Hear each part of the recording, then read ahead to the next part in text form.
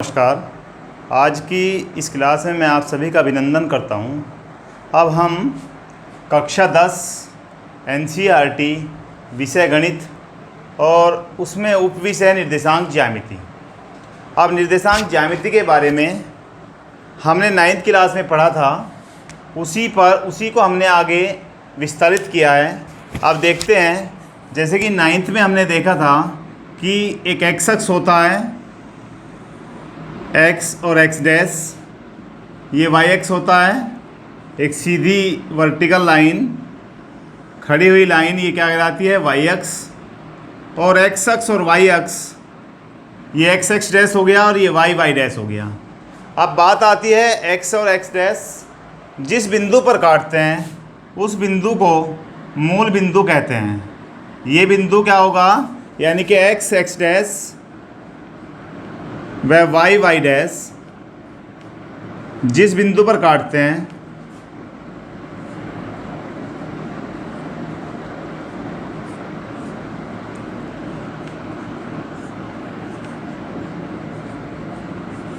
उसे मूल बिंदु कहते हैं। अब इससे आगे बात आती है, ये तो आपने 9th में भी पढ़ लिया। अब हम देखते हैं, इस पर कोई भी बिंदु मान ले जाए, कोई बिंदु हम यहाँ पर एक ले लेते हैं a, और a के निर्देशांक x और y है। अब a के निर्देशांक x y है, इसमें हम x निर्देशांक, एक तो x कोऑर्डिनेट होता है, इसको हम भुज कहते हैं, और दूसरा y कोऑर्डिनेट होता है जिसे कोटि कहते हैं। यानी कि ये एब्सिसा होता है, ये ऑर्डिनेट होता है। तो जो एक कोऑर्डिनेट बनता है भुज और कोटि के मिलने से बनता है। अब इसी में आगे अब बात आती है, एक जो बिंदु फर्स्ट चतुर्थांश पहले क्वाड्रेंट में होता है, एक सेकंड क्वाड्रेंट और थर्ड क्वाड्रेंट, ये फोर्थ क्वाड्रेंट है। जो भी कोई बिंदु होगा जो फर्स्ट क्वाड्रेंट में हो, उसके दोनों के दोनों एक्स कोऑर्डिनेट और वाई कोऑर्डिनेट यानी कि भुज और कोटि दोनों प्लस में होते हैं।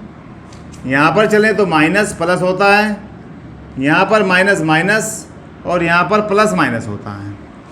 अब बात आती है, एक्स अक्ष पर कोई भी बिंदु हो, इस पर कहीं भी कोई बिंदु हो, तो एक्स अक्ष पर जो बिंदु एक्स अक्ष पर होता है, जो बिंदु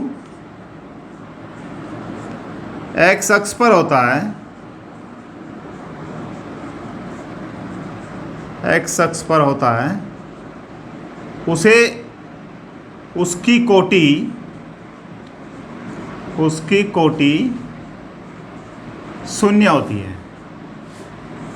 जैसे कि यहाँ पर एक बिंदु है, मान ले जाए ये पॉइंट 1 है, यहाँ पर 2 है, यहाँ पर 3 है, कोई पॉइंट यहाँ पर आता है, तो इसके निर्देशांक 3 और 0 होंगे, यानी कि कोटि क्या हो जाएगी, शून्य हो जाएगी। कोई बिंदु, जो बिंदु y अक्ष पर होता है उसका भुज शून्य होता है।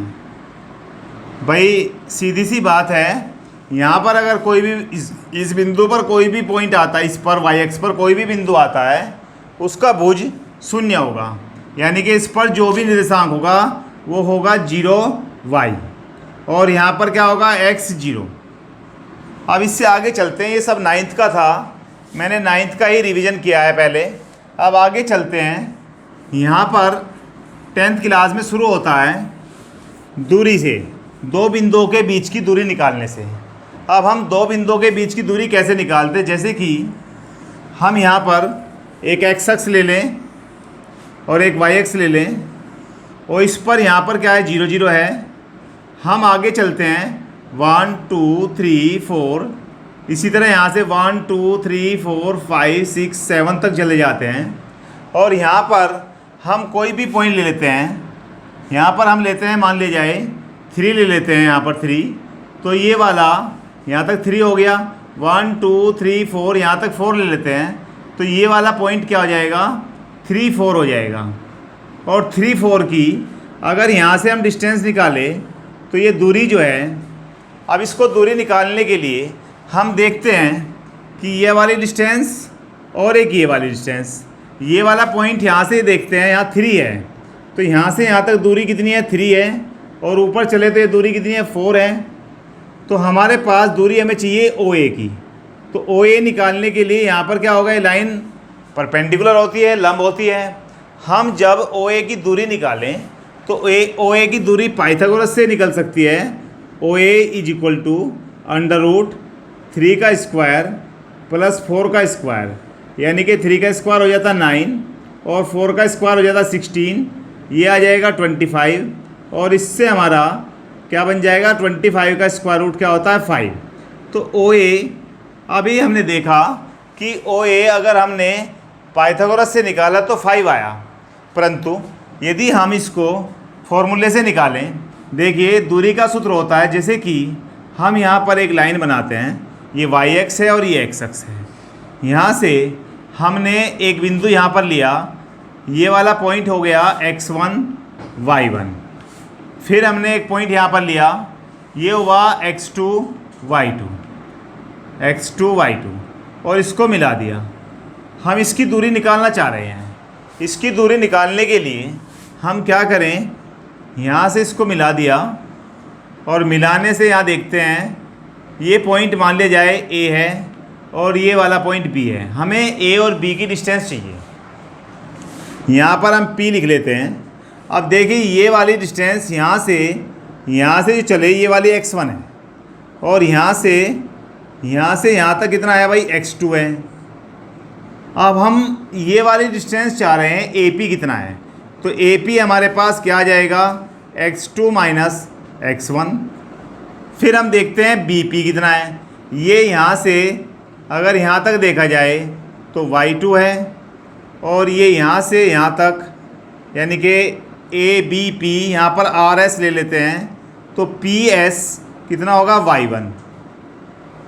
यहाँ से भाई ये y1 तो है, ये वाला जितनी डिस्टेंस ये वाली होगी AR उतना ही हमारे पास क्या होगा, PS होगा। तो ये y1 है। अब हमारे पास जो BP बचा, BP आता है y2 माइनस y1। अब इससे हम देखते हैं, अलग से एक फिगर बनाते हैं और ये वाला हमारे पास ये B पॉइंट है, ये P है और ये यहाँ पर A है। यहाँ पर ये डिस्टेंस हमारी x2 माइनस x1 आया। इसको देखा तो इसको देखने पर ये देखा हमारे पास y2 माइनस y1 आ गया।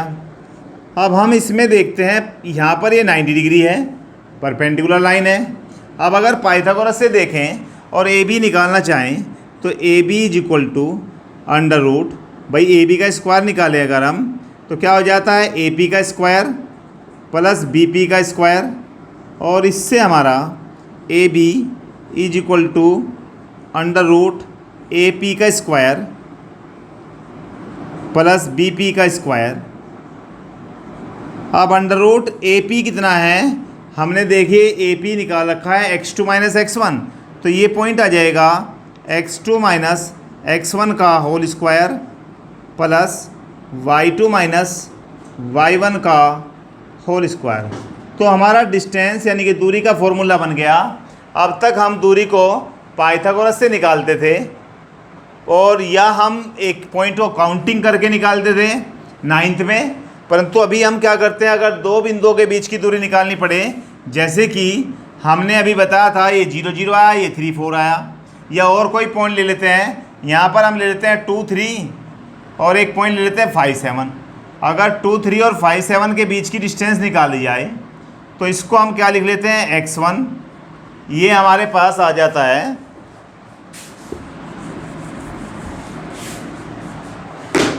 ये कोई भी बिंदु है A और ये किसी बिंदु B के निर्देशांक है।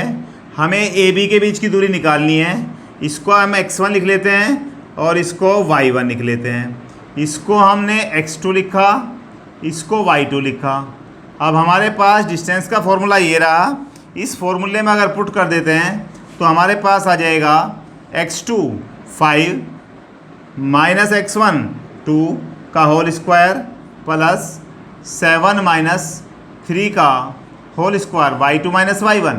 तो इस तरह से हमारा 5 माइनस 2 यानी कि 3 का स्क्वायर हो जाएगा और 7 माइनस 3 4 का स्क्वायर और ये बन जाता है 9 प्लस 16 और 9 प्लस 16 हमारे पास आ गया 25 और 25 से हमारा डिस्टेंस आ गई 5। इस तरह से हम डिस्टेंस निकालते हैं।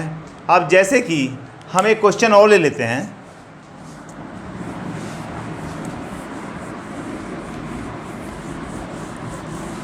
अब हमारे पास दूरी का जो फॉर्मूला हो गया, अब किसी की भी दूरी निकालनी पड़े, अब तक हम काउंटिंग करते थे या पाइथागोरस से निकालते थे या पॉइंटों को काउंट करके निकालते थे 9th में, परंतु अभी सीधा फॉर्मूला बन गया कि x2 माइनस x1 का whole square plus y2 minus y1 का होल स्क्वायर।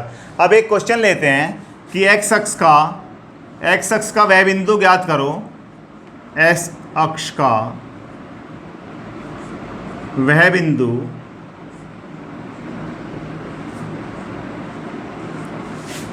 ज्ञात करो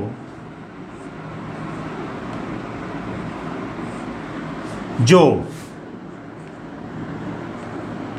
2, -5 व -2, 3 से समदूरस्थ है। सम मीन्स समान, समदूरस्थ।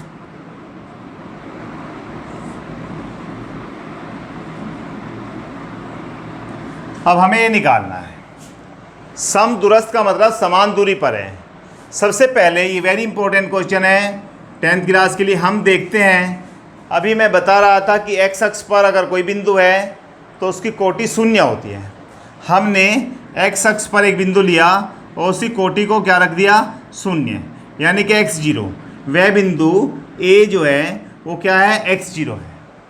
और किस किस से दूरी पूछ रहा है, एक बिंदु हमारे पास है 2, -5 और दूसरा बिंदु हमारे पास है -2 और 3। इन दोनों के बीच ये P1 हो गया, मान लिया AP, और ये Q, यानी कि क्वेश्चन के अकॉर्डिंग AP = AQ, क्योंकि उसने कहा था x अक्ष पर कोई बिंदु है उससे 2, -5 है -2, 3 समदूरस्थ, समान दूरी पर है। अब हमें निकालना है क्या, हमें x की वैल्यू निकालनी, a के बिंदु a के निर्देशांक निकालने हैं, यह बिंदु ज्ञात करना है। भाई हमें x चाहिएगा, हम क्या करें, AP = क्या होगा, AQ अकॉर्डिंग टू क्वेश्चन, क्योंकि क्वेश्चन ने कहा है दोनों दूरी समान है। तो हम AP का स्क्वायर कर दें अगर, या हम फॉर्मूला सीधा लगा दें। भाई यहाँ से AP निकालें, पहले AP निकाल लेते हैं। AP को हम निकाल के दिखा दें, AP तो इसके A के और P के पॉइंट लिखे हैं। A कितना है, x0, P कितना है 2, -5। अगर हमें AP निकालना है तो AP = कितना आ जाएगा, √x2, ये हो गया x1, ये हुआ y1, यहाँ पर x2 और ये हो गया y2। क्या बन जाएगा, x2 माइनस x1 का whole square plus y2 minus y1 का होल स्क्वायर। अब हम देखते हैं x2 क्या है, 2 माइनस x का होल स्क्वायर प्लस -5 -0 का होल स्क्वायर। तो AP तो हमारे पास ये आ गया। अगर हम AP का स्क्वायर कर दें तो हमारा अंडर ख़त्म हो जाएगा और 2 x का होल स्क्वायर प्लस -5 का होल स्क्वायर कितना बन जाएगा, 25, यानी कि हमारे पास AP स्क्वायर की वैल्यू आ गई। इसी तरह हम क्या निकाल लें, BP, B ये पॉइंट है, P ये पॉइंट है, तो B कितना है, x0 और P कितना है, -2, 3। हम इसकी डिस्टेंस निकालें तो इसको हम क्या लेट करेंगे, x1, और इसको क्या लेट करेंगे, y1। ये क्या हो जाएगा, x2 और ये हो जाएगा y2। फॉर्मूला क्या है, BP = √x2 माइनस x1 का whole square plus y2 minus y1 का होल स्क्वायर। क्या बन जाता है, -2 - x का होल स्क्वायर, और यहाँ से बन जाएगा 3 - 0 प्लस 3 - 0 का होल स्क्वायर। अगर BP का स्क्वायर भी निकाल दें साथ साथ, यानी कि काम वहीं पर हो सकता था, परंतु मैंने सारा निकाल के बता दिया। -2 - x का होल स्क्वायर और प्लस 3 का स्क्वायर 9। हमारे पास AP स्क्वायर और BP स्क्वायर आ गया। अब हमने यहाँ पर लिखा हुआ था AP = क्या था, BP, तो हम लिख सकते हैं AP का स्क्वायर = किसके हो जाएगा, AQ का स्क्वायर, AQ का स्क्वायर। ये A है और ये Q है, तो ये बन गया हमारा AQ। तो AQ हमारे पास ये हमारे पास ए क्यू आ गया, ए क्यू का स्क्वायर। अब दोनों को इक्वल रखें तो यहाँ पर 2 माइनस एक्स का whole square plus 25 is equal to क्या हो जाएगा, माइनस कॉमन ले लीजिए तो अंदर से 2 प्लस एक्स हो जाएगा और पूरे का होल स्क्वायर कर दीजिए और प्लस 3 का स्क्वायर 9। अब देखिए 2 का स्क्वायर 4 प्लस एक्स का स्क्वायर माइनस 2 2 जा 4x प्लस कितना है 25। आगे चलते हैं, माइनस हमारे पास माइनस का स्क्वायर करेंगे तो प्लस हो जाएगा, 2 का square 4 plus x square plus कितना है 4x और प्लस 9। अब देखिए एक्स स्क्वायर से एक्स स्क्वायर कट जाता है, इस 4 से ये 4 कैंसिल हो जाता है। आप 4x को इधर ले आइए तो माइनस का 4x और माइनस का 4x is equal to 9 minus 25 और ये हमारा माइनस 8x और यहाँ से बन जाएगा माइनस का 16। ये इससे कैंसिल हो गया तो x की वैल्यू 2। अब हमारे पास x की वैल्यू आ गई। पॉइंट कौन सा पूछा है, x अक्ष का वह बिंदु ज्ञात करो। हमें x अक्ष बिंदु निकालना है तो a क्या था भाई, x 0, तो इसका मीन्स ये हुआ कि 2 और 0, वह बिंदु क्या हो गया 2 0। तो हमें x अक्ष पर वह बिंदु लेना था जो 2 - 5 और -2 3 से समान दूरी पर है। ऐसे ही अगर कोई y अक्ष आ जाता है तो यहाँ पर 0 y लिख लेते हैं। अब आगे चलेंगे, इसे देखिए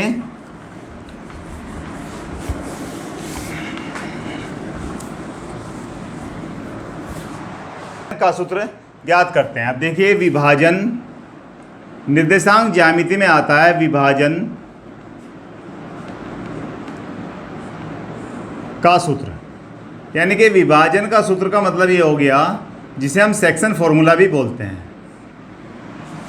अब सेक्शन फॉर्मूला आपका यानी कि जैसे कि एक बिंदु है A और एक है B, इसके निर्देशांक x1 y1 और इसके निर्देशांक x2 y2, दोनों को मैंने मिला दिया और इन पर एक बिंदु कोई P है और वो P इनको m1 × m2 m1 और m2 के उसमें विभाजन करता है। AP m1 है और PB क्या है m2 है।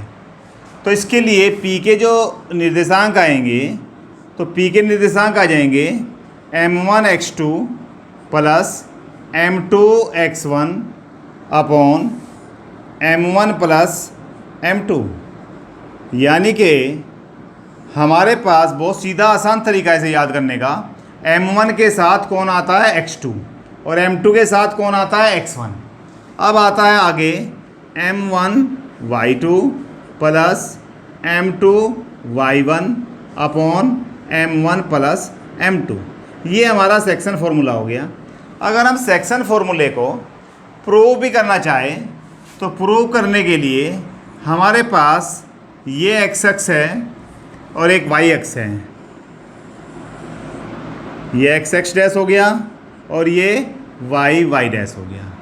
हम यहाँ पर एक बिंदु लेते हैं और उसके वो ए बी है A, और यहाँ पर लेते हैं एक B। मैं इस लाइन को मिला दूँ, इसके निर्देशांक हमारे हैं x1 y1 और इसके निर्देशांक x2 y2।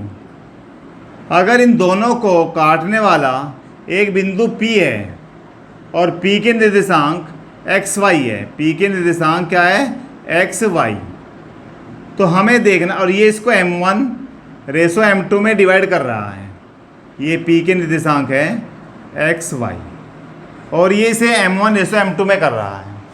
तो हम इसका फॉर्मूला P के निर्देशांक कैसे निकालें, ये चीज़ कहाँ से लाएंगे। मैं इसको यहाँ से मिला दूँ अगर, और इसको यहाँ से मिला दें और इसको यहाँ से मिला दें। अब बहुत सिंपल सा है, यदि ये तीनों के तीनों परपेंडिकुलर हो गए तो तीनों आपस में एक दूसरे के समानांतर होंगे।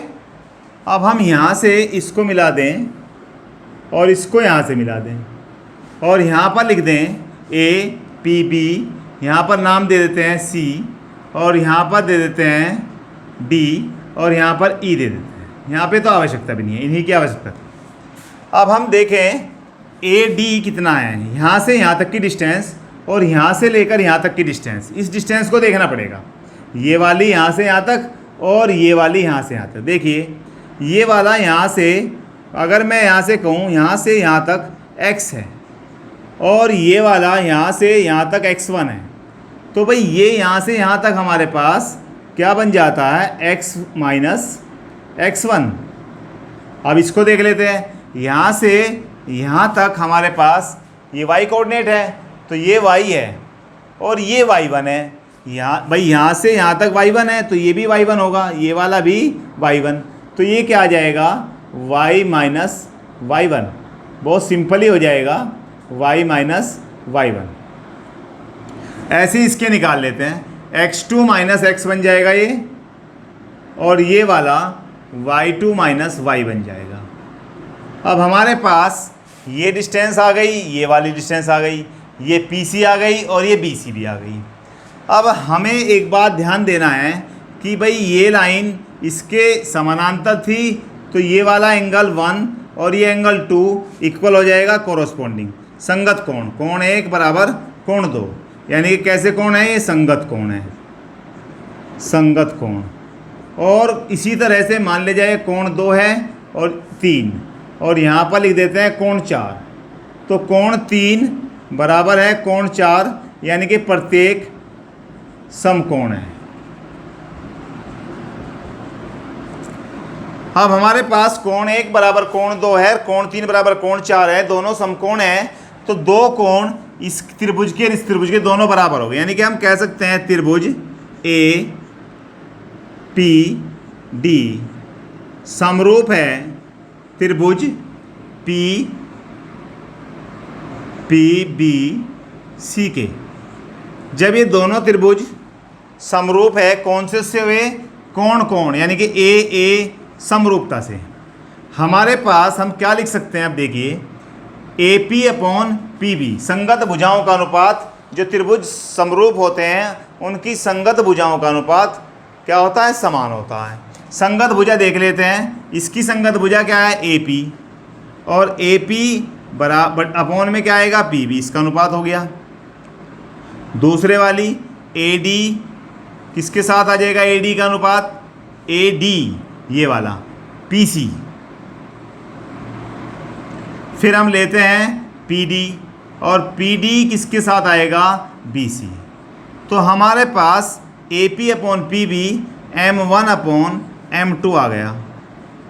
और ए डी कितना लें, ए डी कहाँ है, ये रहा, x माइनस x1 अपॉन क्या हो जाएगा, x माइनस x1 अपॉन क्या हो जाएगा, x2 माइनस x। फिर यहाँ से लेते हैं ये वाला P D y minus y1, और अपॉन में क्या बन जाएगा, y2 माइनस y। अब हमारा अगर हम एक बार इसको ले लेते हैं और एक बार इसको ले लेते हैं, तो बहुत सिंपली ये फॉर्मूला बन जाता है। अगर हम इसकी मल्टीप्लाई इसमें करें और इसकी मल्टीप्लाई इसमें करें, तो हमारे पास ये बन जाएगा m1x2 minus m1x is equal to m2x और माइनस m2x1।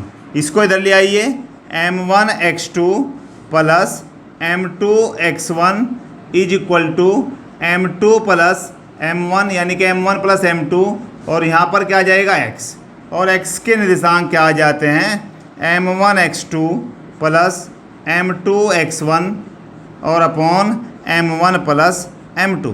इस तरह से सिमिलरली यदि हम इसको लें तो y के कोऑर्डिनेट क्या आ जाएंगे, y के आ जाएंगे, y वाला पॉइंट आ जाएगा m1y2 plus m2y1 upon m1 plus m2। इस तरह से हमारा विभाजन का सूत्र सिद्ध हो जाता है, और हमारे P बिंदु के निर्देशांक क्या आते हैं, m1x2 plus m2x1 upon m1 plus m2, और m1y2 plus m2y1 upon m1 plus m2। अब यदि इसी सूत्र में हम एक काम करते हैं, A और B लेते हैं और A B के बीच में एक बिंदु बीच में ले लेते हैं P, और ये क्या है x1, ये क्या है y1, और यहाँ पर है x2 और यहाँ पर क्या है y2। अगर AP यानी कि P क्या है, P है मध्य बिंदु, P कैसा है, मध्य बिंदु। ए बी के निर्देशांक हो गए, तो पी क्या है, पी मध्य बिंदु है। अगर पी मध्य बिंदु है तो इसका मीन्स क्या होगा, ए पी बराबर बी पी हो जाएगा, और A P upon B P करें, A P upon B P तो 1:1 हो जाएगा। तो यानी कि ये 1 हो गया और ये 1 हो गया।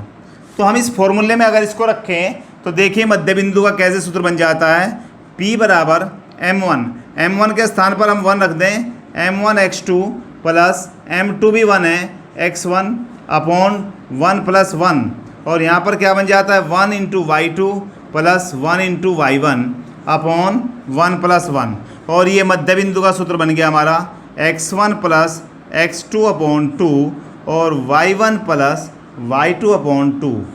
ये हमारा मध्य बिंदु का सूत्र बन जाता है। अब हम लेते हैं आगे, हमने जो विभाजन का सूत्र बताया उसके ऊपर हम एक सवाल लेते हैं। उस बिंदु के निर्देशांक ज्ञात करो। हमें एक बिंदु के निर्देशांक ज्ञात करने हैं जो बिंदुओं -1 7 और 4 -3 को मिलाने वाले, अब मिलाने वाला बना लेते हैं। एक बिंदु A है और A के निर्देशांक है -1 और 7। चलिए एक बिंदु B ले लेते हैं और B के निर्देशांक है 4 -3। इसे मिलाने वाले, यहाँ से मैंने यहाँ से मिला दिया। मिलाने वाले रेखाखंड को कोई बिंदु है, मान लीजिए एक बिंदु P है, वो इसे 2:3 में विभाजित कर रहा है। यानी कि ये वाला पार्ट ए बी कितना है 2 और पी बी कितना है 3। हमें उस बिंदु यानी कि कौन से बिंदु P के निर्देशांक ज्ञात करने हैं। हमें क्या करना है, P के निर्देशांक। तो हम सीधा ए वाले को लेते हैं। ये क्या हो जाएगा x1, ये क्या होगा y1, और ये यहाँ पर x2 और ये आ जाएगा y2। अब हमें सूत्र याद है तो हम इसमें लिख देते हैं यहाँ पर m1 और यहाँ पर क्या कर दें m2। अब हमारे पास m1 m2 आ गया, तो P के निर्देशांक हम निकालें तो फॉर्मूला है हमारे पास m1 x2 plus m2 x1 upon m1 plus m2। दूसरा है m1 y2 plus m2 y1 upon m1 plus m2। अब हमारे पास m1 कितना है और x2 की वैल्यू क्या है 4, m2 कितना है 3 और x1 की वैल्यू है -1 अपॉन 2 + 3। आगे चलते हैं, m1 कितना है 2, y2 कितना है -3 और प्लस m2 कितना है 3 और m2 y1 की वैल्यू है 7 और नीचे आ जाएगा 2 + 3। अब देखिए 2 4 जा 8 -3 अपॉन 5। यहाँ पर क्या जाएगा -6 और प्लस का 21 अपॉन 5। इस तरह से हमारा यहाँ पे बच जाता है 5/5 और 5/5 क्या बन गया 1 और दूसरा आ जाता है 15/5, यानी कि 15/5 कितना आ जाएगा, यानी कि हमारे पास इसके बिंदु आ गए, P के निर्देशांक आ गए 1 और 3, और इस तरह से हमारा क्वेश्चन पूरा हो जाता है। Thank you.